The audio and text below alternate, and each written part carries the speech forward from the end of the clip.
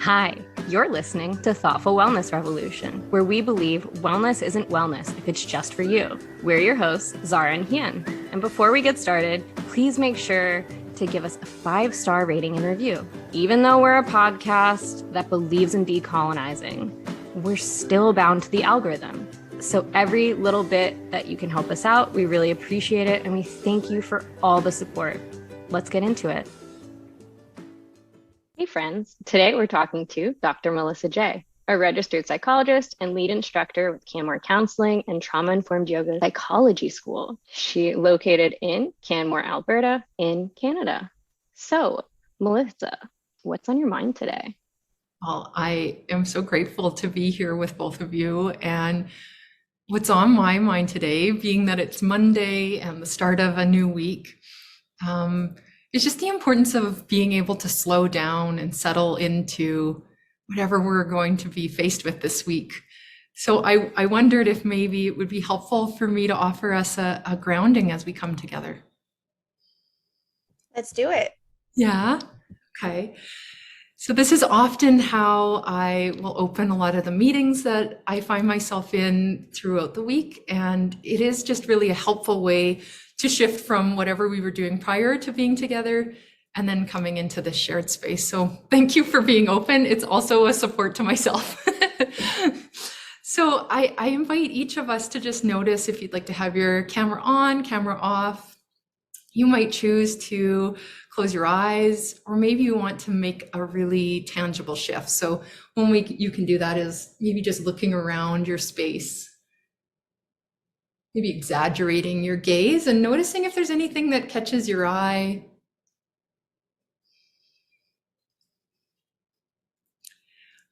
And then when you feel ready, something you might want to explore is shifting from that external landscape to your inner landscape. And so you might soften your gaze, maybe allowing your eyes to rest on one spot. Or maybe you want to close your eyes. And perhaps you notice that you're breathing.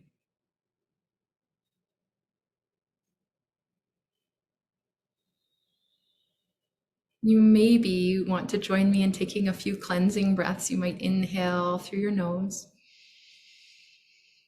Maybe pausing at the top before opening your mouth and letting out a gentle sigh. We can do that a couple more times in our own time, in our own way.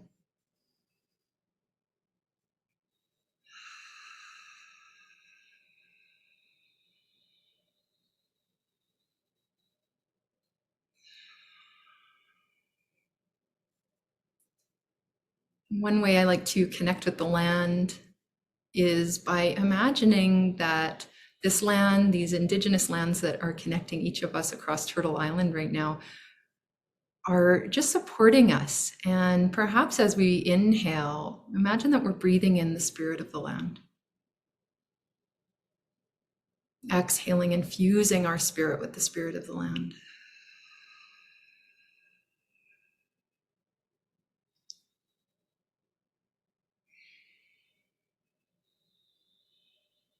I'm just so grateful to come together today and really honored to start this time with this dhyana practice and honoring that the roots of yoga originate in India. And I'm so grateful and privileged to be able to honor and uplift this ancient tradition.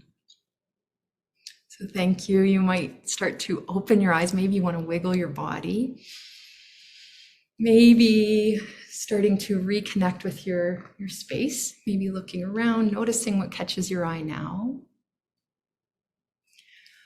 And then we can come back together.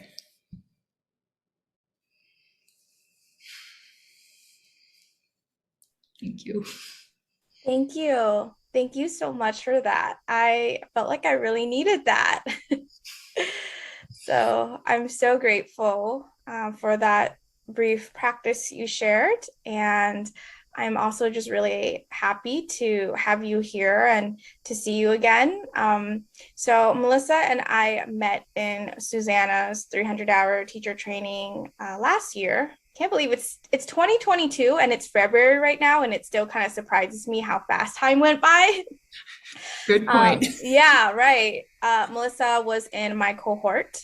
And so I'm just really glad that you're here. And, I'd love to talk and just mention to folks that, this is a rescheduled interview that we're having.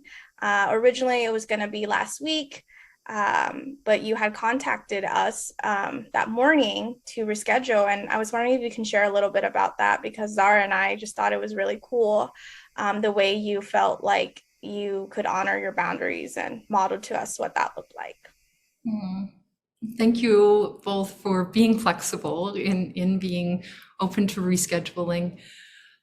For those who might not know and maybe are listening at a different time to this podcast, last week I woke up feeling really heavy and quite distracted because the convoy that had traveled throughout Canada to Ottawa, that's being labeled as the Freedom Convoy, had started to take up like an occupation in Ottawa. And yeah, the harm that was being caused and continues to be caused through that convoy is just really heavy on my heart, on my spirit. And yeah, last Monday specifically, I could just feel that I'm still needing some time to sort through the grief that comes with this type of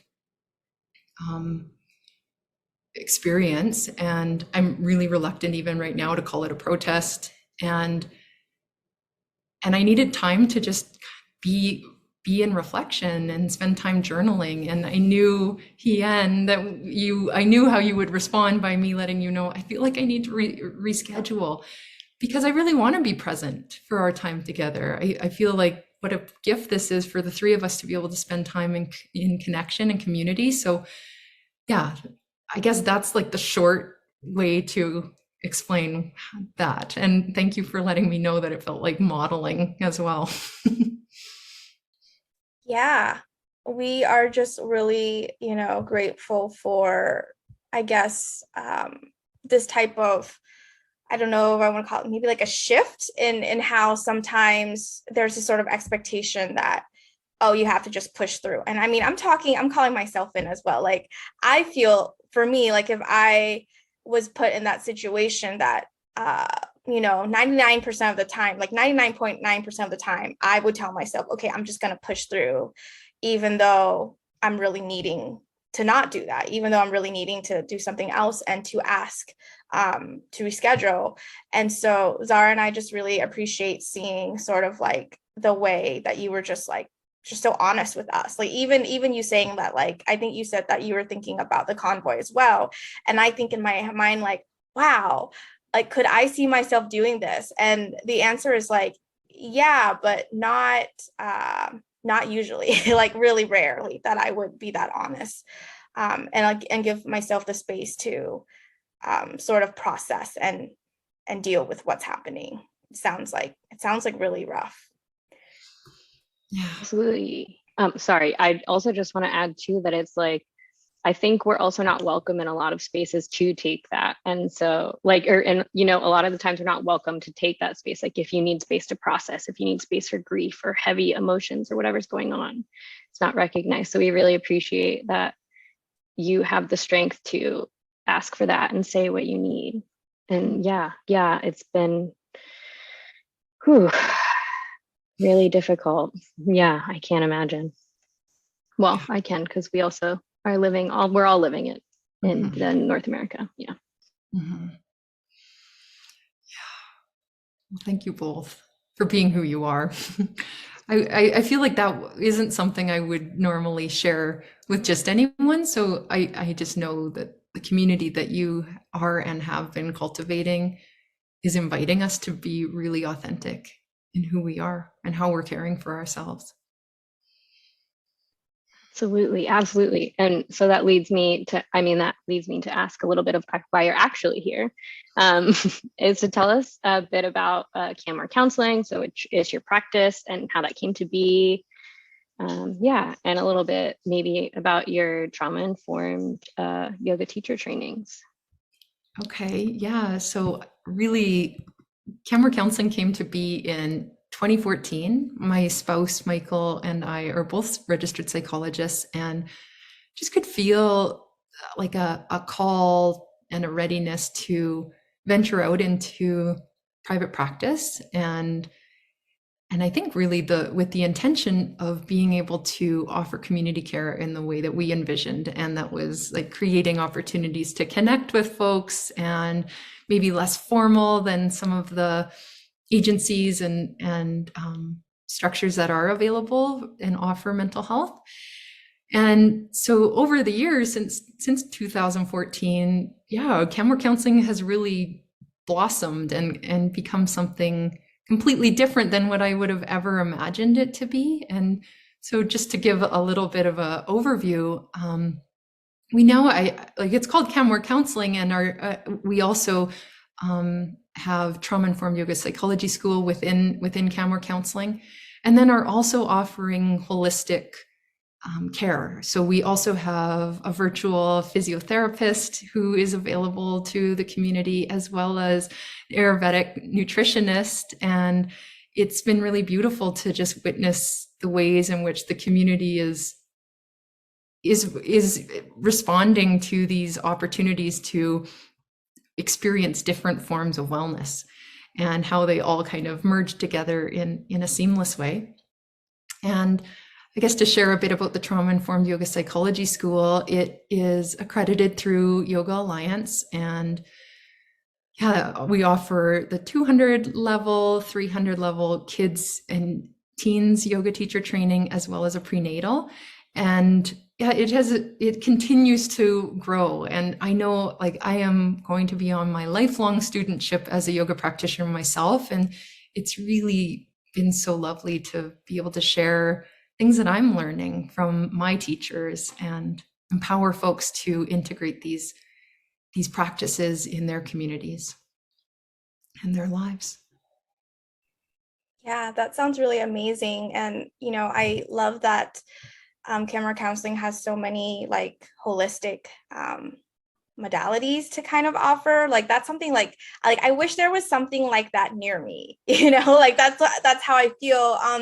When I first met you, I, didn't know much about you. And then as I got to know you and saw what you did, I remember legit thinking like, oh, I wish that I was doing your teacher training. Like, maybe one day, right? Like I can never say never to like learning more. But I remember thinking like, oh my gosh, like a trauma-informed like yoga psychology school sounds amazing. And so I feel like needed. And so I was wondering if you can talk a little bit more about that, like a little bit about sort of what makes your type of training different than maybe a typical 200 or 300 hour. And also, this kind of goes a lot into it, but like also what does it mean that it's a trauma-informed yoga psychology school? Like what do those words mean, for folks who might not be as familiar? Well, what a good question.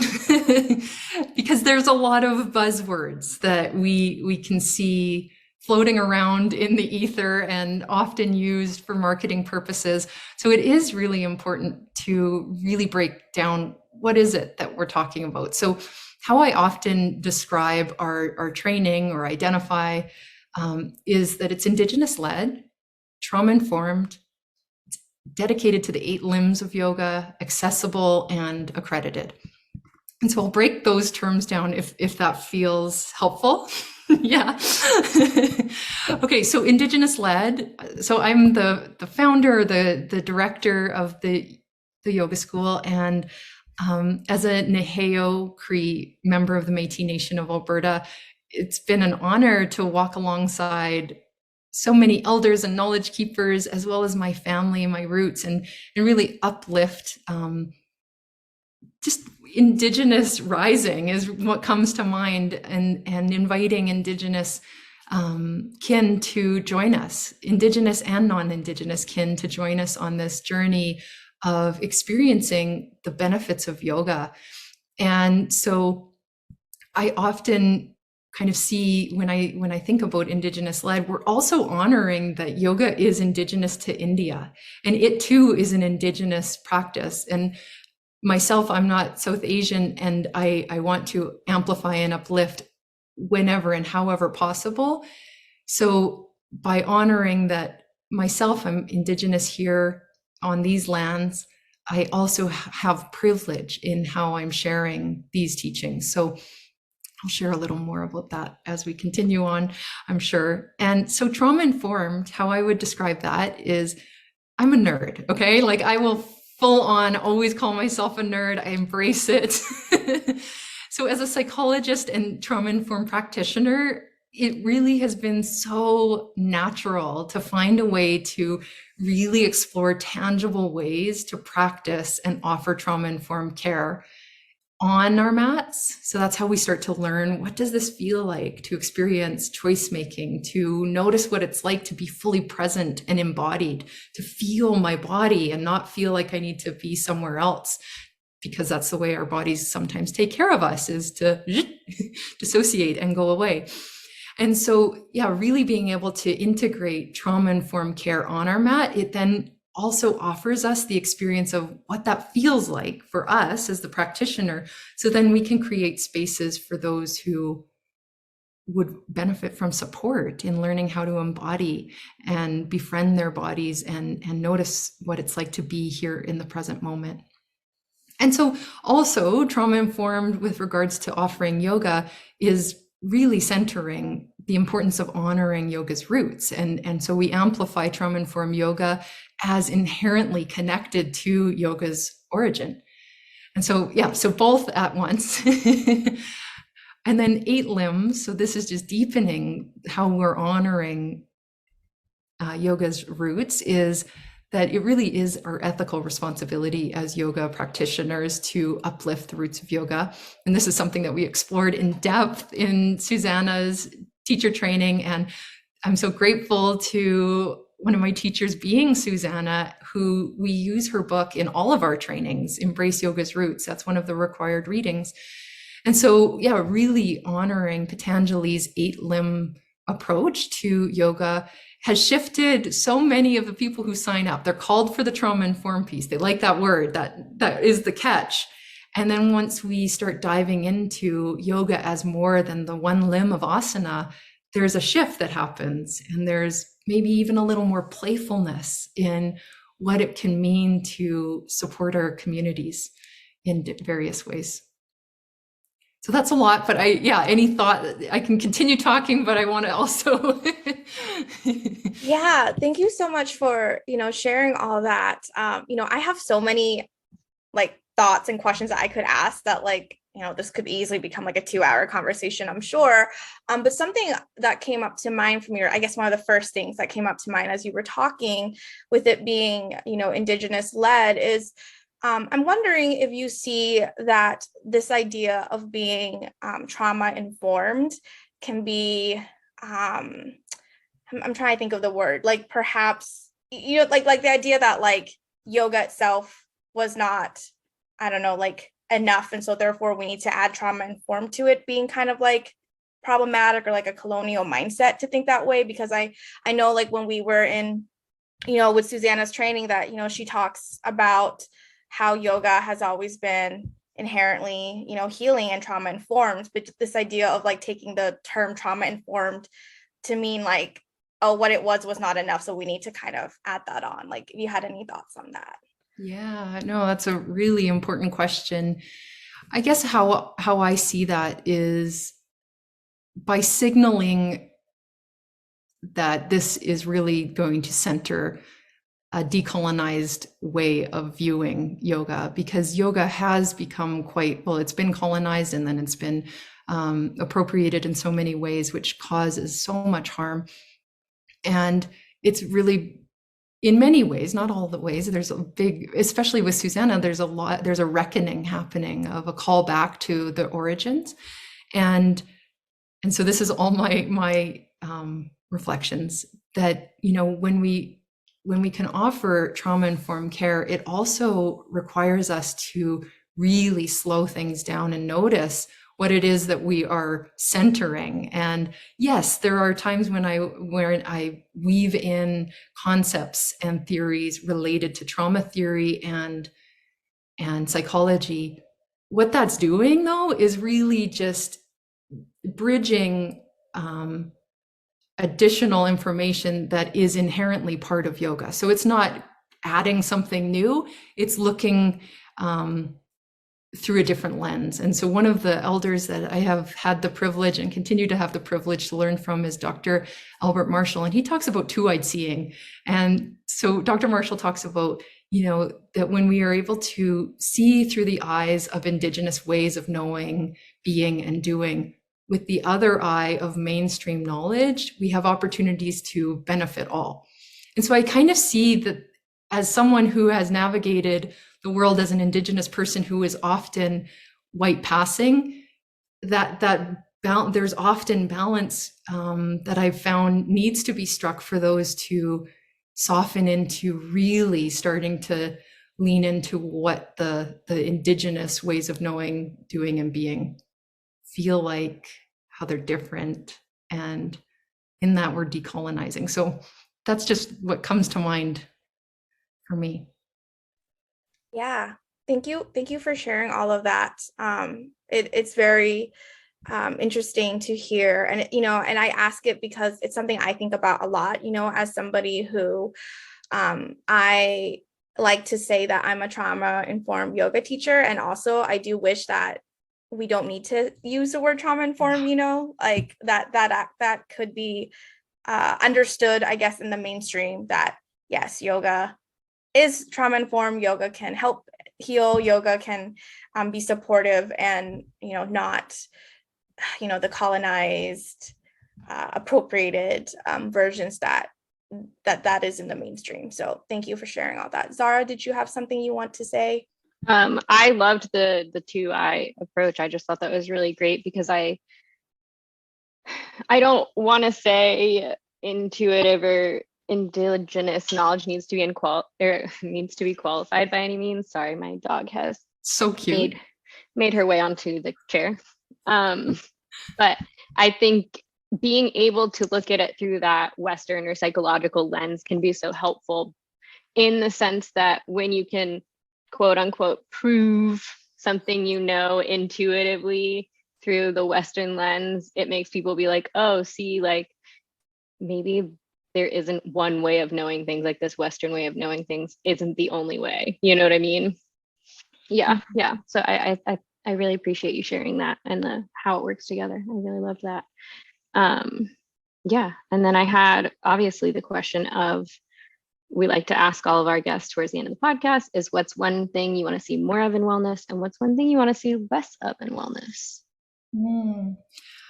Oh, well, Zahra, what you just said, I think you've captured something that I have been reflecting on. And, I feel like, that desire, that urge to have things proven to us, which is that other eye of the mainstream knowledge.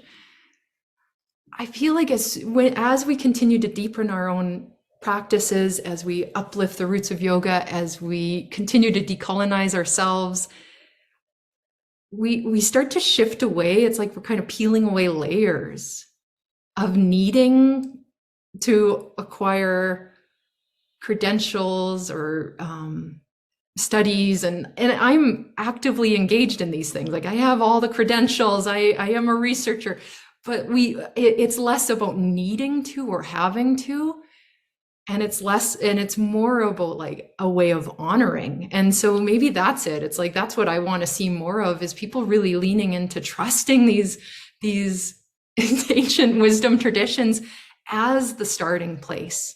And then everything else is like the cherry on top, because we already have everything here. And then, so yeah, that's kind of what comes up for me. And then what I'd like to see less of is I think when I notice practitioners, not even practitioners, but the wellness industry promising outcomes, results, and kind of like a quick fix. I see you nodding. So yeah, that's where I'm at. But I'd love to hear from both of you. What do you want to see more of and less of? Oh my gosh. Yeah. That's so funny. Zahra, I don't think anyone's ever asked us that, right? Like we always ask and we just sort of like end, but I'm like, wow, now we're being put on the spot sort of. But, I feel as if what we want to see more of, or I know for me, and I think Zahra would agree, is the first thing is like more conversations like this. Like we really want to see more BIPOC talk, and uplift them. And, that's why we're doing this. So we just want to see more like perspectives outside of, sort of the mainstream white supremacist, colonized, capitalist, patriarchal like point of view in wellness, because it's like a lot, like we're swimming in it. And so that's what we want to see more of. And yeah, very similarly to you, we want to see less of, you said like quick fix, and I feel like I don't know like how to describe it in another way, but it's just sort of like this there's one answer type of vibe that I feel like you can see that in wellness, both I think in more I guess both in like sort of the Western way of like, yeah, just go see a therapist and that's and all your problems are going to be solved. And Zahra and I are always like, no, there's also systemic shit we got to get to, and so it's just like telling us the one way to do this is that. Or even, some folks in the more like who dabble in the more like Eastern traditions might also think, oh yeah, like just go to yoga class and you'll be fixed. And I also don't believe that in itself is enough, because again, there's also systemic stuff and all that. And so that's what I would say, at least today, because I'm sure if I was asked that in our next podcast or in the future, I might give another answer. But Zahra, I want to give you a moment to share your thoughts as well. Yeah, no, I again also want to thank Melissa. Thank you for asking us. And to keep on the same vibe of more in wellness, I want to see conversations like this and cis wellness practitioners that are cognizant and aware and active about introducing systematic issues into their wellness practices, like you have so lovely and kindly shared with us about your practice today. And then one thing, again, I loved what you said about wanting to see less of the one solution and the quick fix, because one solution is white supremacy values. There is not one fix. We won't have one problem. Like, hey, I'm just really going there right now, but like, it's true. And yeah. And so I feel like I've been talking about this, and I love that we're talking about it here, is because it's like we need multiple solutions and multiple approaches, and and finding that intuitive moves us into being able to see through various lenses and get back in touch with intuitive knowing, Indigenous truth, knowledge, power. You know what I mean? All of these lovely things. So yeah, thank you. It was really great. Thank you both. Amazing. And yes, to more of these types of conversations, because I like what you said, Hien, like if we were asked the same questions today or in a week, they might be very different, because that's how we grow. In these kind of conversations, we lean into the practice of Satya, truth sharing, and deep listening. We then invite each other to continue our own learning and unlearning. And so that if we were to meet again in a week, a month, 2 years, it's going to be a very different conversation, and it's just going to be richer and more meaningful. So yes, love everything both of you have shared with me. Thank you. Thank you so much for all the things that you shared with us. And thank you for, being here with us. How can people get in touch with you? Yeah, well, probably the best way to get in touch with me is either email, which I'm so grateful to Alex, who supports me as our coordinator of Canmore Counselling and student support. And our email is welcome@canmorecounselling.com. And then you, of course, could engage with me on Instagram. Canmore Counselling is the handle. And then our website is canmorecounselling.com. So those are probably the best ways to get in touch. And thanks so much. Thank you.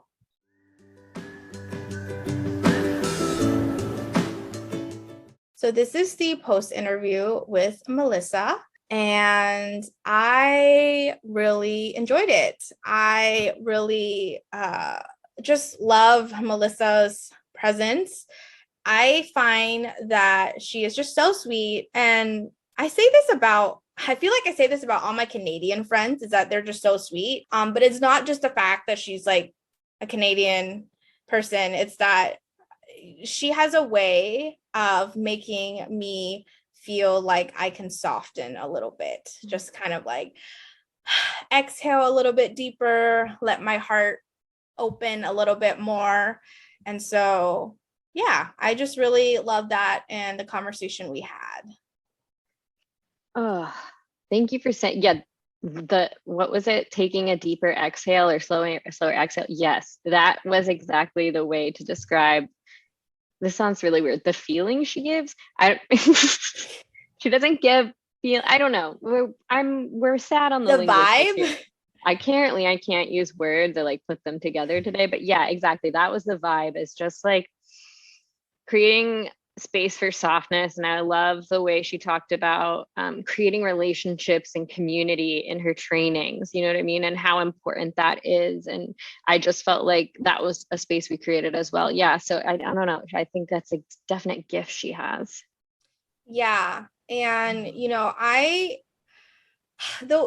when she was talking about Canmore Counselling and all the sort of like holistic things that they have, I just like wish that was more common. Like I wish that was more commonplace and the norm, because I would love to go to a place that offers all these holistic things. I mean, I feel like I do partake in a lot of like different like holistic things and like know about it, obviously with like yoga and therapy, but like having a sort of like one like resource, I guess, for folks to go to, I think is really cool. Like I feel like the folks in her town basically are really lucky to have her. And I think that we're really lucky that she is somebody who's in the wellness industry, right? Like it's amazing to have an Indigenous woman who is an expert on, psychology and trauma and yoga, and trying to like showcase like what it would look like to learn like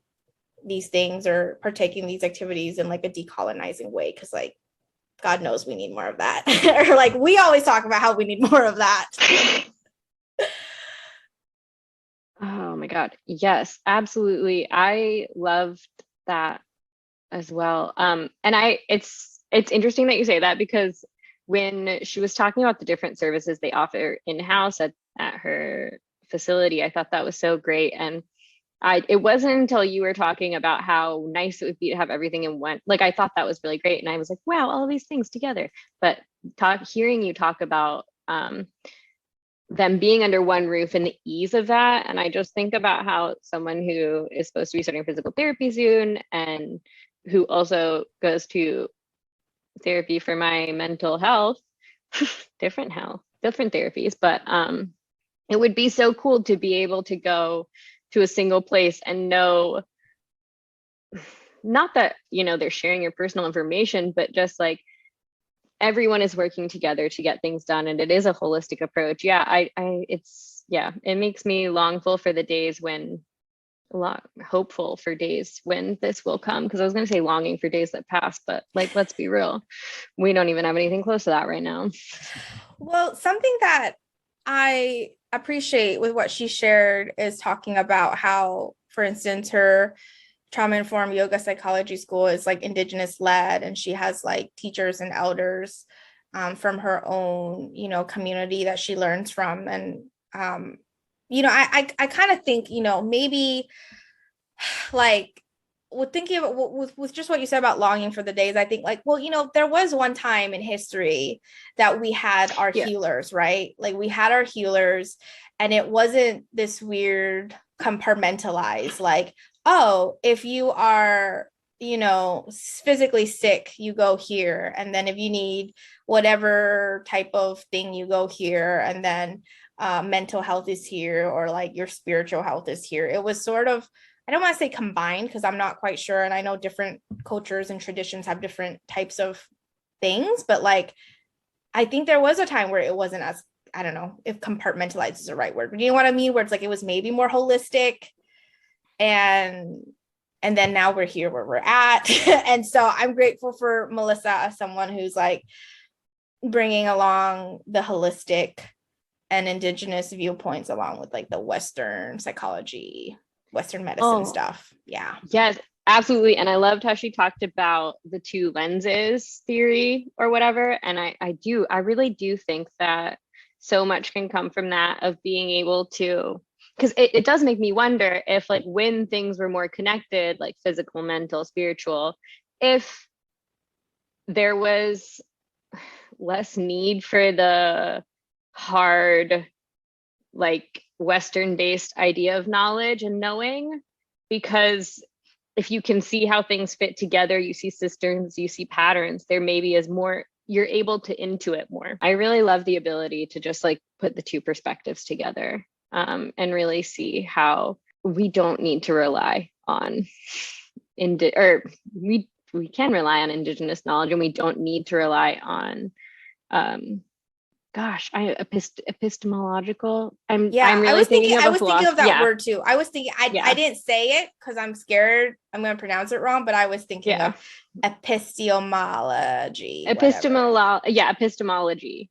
Because philosophy work. Yeah, exactly. The epistemology of it, like we need to be able to prove it if it's real. And it's like, that limits us a lot.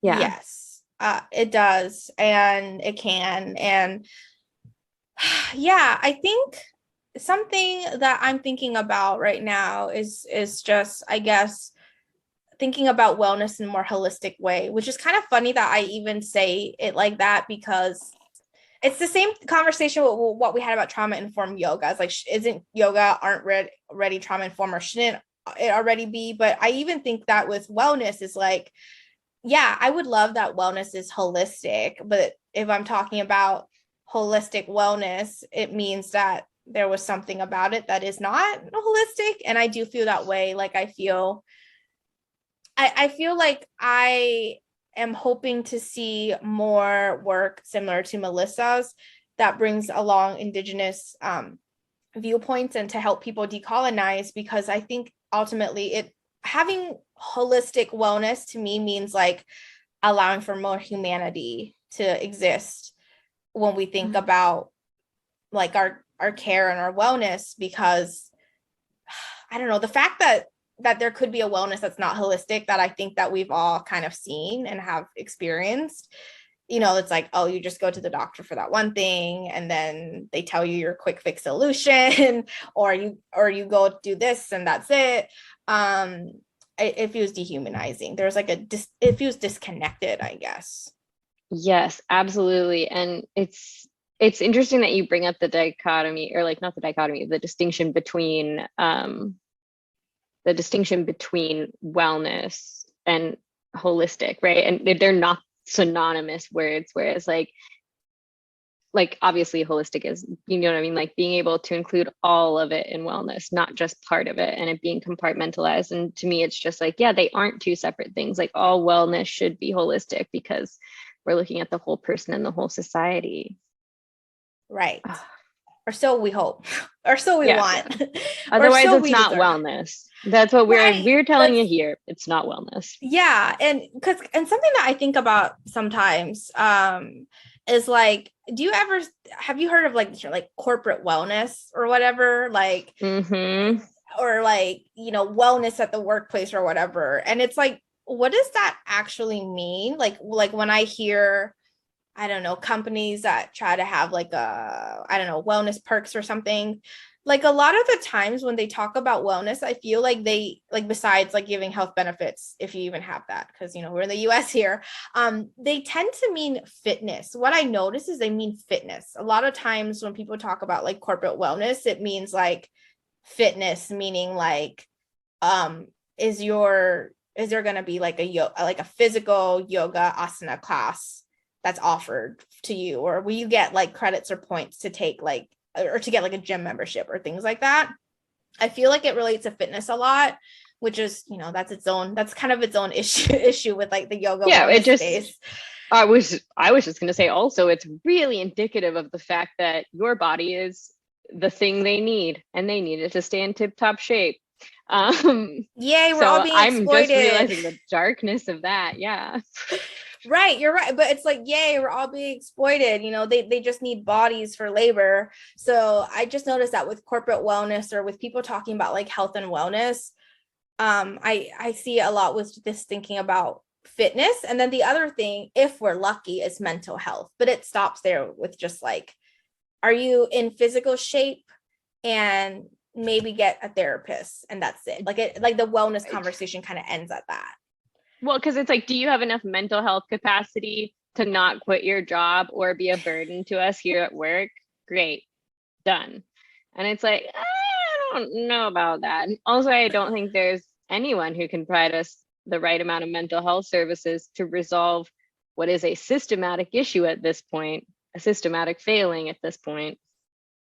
Yes. Oh my gosh. Yeah, that's true. It's like, I see those sort of tweets or posts about how we can't therapy our way out of like capitalism. We can't therapy our way out of all the systems that are keeping us down. And yeah, it's basically, all I'm saying is that I like what Melissa's doing with the holistic stuff. I love the Indigenous viewpoints. I love this idea of trying to decolonize, wellness, and I want to see more of it. And what's on your mind, Zahra? I want to know what's on your mind. That's kind of just where I'm at. Well, two things. One thing that is very quickly on my mind is that I love that you're always able to bring us back to track, and you are a little center, and I appreciate that. And two, I think a lot of us are probably feeling this. Okay. And this is a bit of a mixed thing.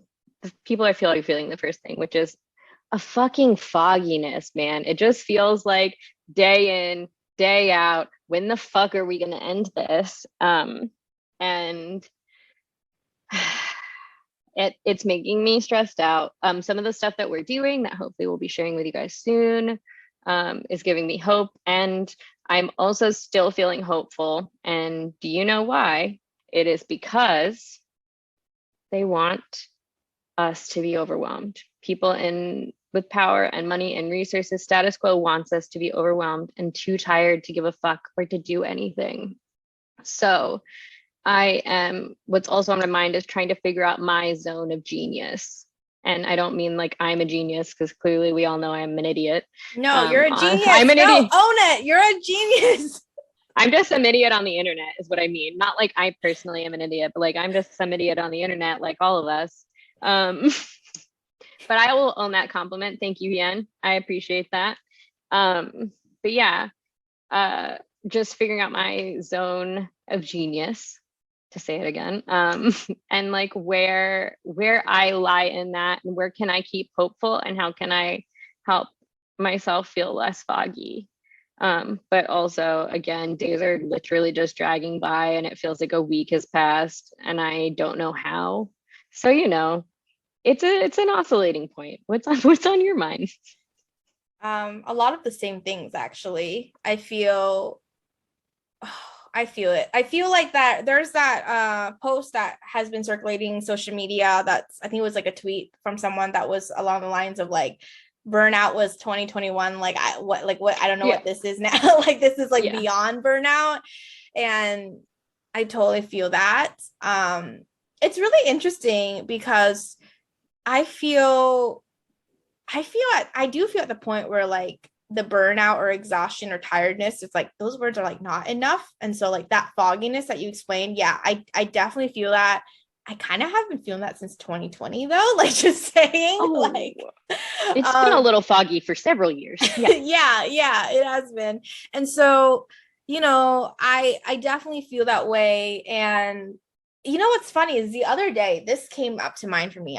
What was I doing? I was driving. I don't know. I was just driving in my car. And this thought came to me of like, how many of us have even really taken the time to process 2019? Not even 2020, but 2019. Like, how many of us have even like taken the time to like, oh yeah, 2019, that year went by. And I remember, because I was thinking the other day, like 2019 was a very difficult year for me. I think that was the year where I had a breakup and like moved back home, and like I've been home since, and like that's so wild. It's like I'm not sure I fully recovered from 2019. And then I went into 2020, 2021. Right now we're recording on February 7th, 2022. And yeah, I'm just kind of here. Like I'm just kind of here with you all, with you, Zahra, who is a genius, by the way. And and I feel like, I don't know. I feel there's no, I don't know that, I don't know if there's just no word for it yet, or if it's beyond like description with words, but like it just feels like surreal and weird. Like there's like this weird, I feel like I'm in a really weird video game and the storyline isn't finished yet. Yeah. It's like you're watching a TV show and like there are a bunch of seasons out already, but you don't know what's going on. You don't know how it ends. The writers have no idea. They've really just left it up to a fucking robot to write, an AI generator to write the rest of the script for us all. Are you talking about Riverdale? Because that's how I feel about Riverdale. Like I don't know if you've seen that show, but it's like that. I watched the first couple seasons of Riverdale, and then it got the Gargoyle King stuff I'm so sorry if that's a spoiler for anyone listening. There is some weird stuff going on with some gargoyles in one of the seasons. That was like Gargoyle King stuff was like season 3. They're on like season 6 now. So like that's not really a spoiler. I don't think that counts. It was so long ago, but if you thought that was weird, let me tell you, it got even weirder. Like it got, so without spoiling, I'll just give a big theme. Like the big theme of it is like after Gargoyle King, there was a theme around murderous prep school kids. And then after I did see that. You season. Did see that. All they right, did not murder him. Yeah. Oh my gosh, you're spotting. No, I'm just kidding. That was a while ago as well. And then after that, it was a time jump where they became adults finally, even though they were doing some pretty adult shit. And then now we're at this point where there's like alternate universes. That's probably kind of a bigger spoiler, but whatever. It's been around for a few months. Like this season's been around for a few months. So yeah, that's where we're at in Riverdale, but also that's where I feel like we're at in 2022, like the real world. Season 2022, Earth 2022. Yeah, we should definitely put that in the end of this episode. There are Riverdale spoilers for people. But yeah, that's how it feels. It feels like we're in some alternate universe kind of deal. One show, sorry, I'm not trying to take up too long for the end of this podcast, but I do feel like I want to share it, and I think people should watch it if they're looking for something, is The Last Man on Earth. I don't know if you watched it when it was on. Will Forte is a fucking genius. I will go ahead and say it. I think the man is a genius. And the show is about everyone getting a virus in 2020 and dying. And he's like the last person on Earth. And it's like the survival. I want to see this? It's a comedy, so it's so good. And he's a 4. He's definitely a 4. I'm pretty sure if I had to guess, I would guess he was a self-pres 4, but he is definitely a 4. And it is a brilliant and funny, and it was just ahead of its time. If we had known this was going to be a thing, I think people would have like leaned, because they were like, oh, it's stuck with the trope of the last people on Earth. And it's like, well, yeah, like after apocalypse, where the fuck else are you going to go with the show? They can't magically just develop a society. But sorry, that's spoilers on my part. But it's not it was just ahead of its time. So so do you mean the actor is a 4 or the character?